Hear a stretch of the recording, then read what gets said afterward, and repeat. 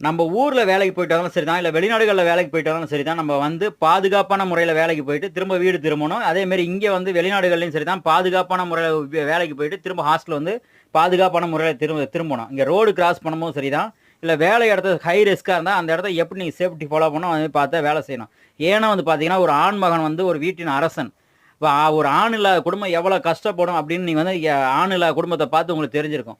So, அதனால வந்து நீங்க பாதுகாப்பா 1000 பேர் 1000 சொன்னாலும் வச்சாலும், நீங்க நம்ம மேல நம்மள நம்பி ஒரு குடும்பம் இருக்கு அப்படின்னு சொல்லி நீங்க பாதுகாப்பா இருந்தா மட்டுமே, உங்க குடும்பத்த காப்பாத்த முடியும். நீங்களும் நல்லா இருக்க முடியும். இத ஏன்டா இப்ப சொல்ல வரேன் அப்படின்னு யோசிக்காதீங்க.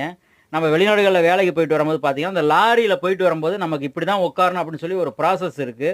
அது யாருமே ஃபாலோ பண்றதில்ல. இந்த சைட் டோர் பார்த்தீங்களா? சைட் டோர்ல சாஞ்சுட்டு போறீங்க. இது மாரி உட்காரக்கூடாது. சப்போஸ் அது மாரி ஆவக்கூடாது. சப்போஸ் வந்து அந்த கிளிப் மிஸ் ஆயிருச்சு, டோர் ஓப்பன் ஆனா நீங்க என்ன ஆவீங்கன்னு யோசிச்சு பாருங்க.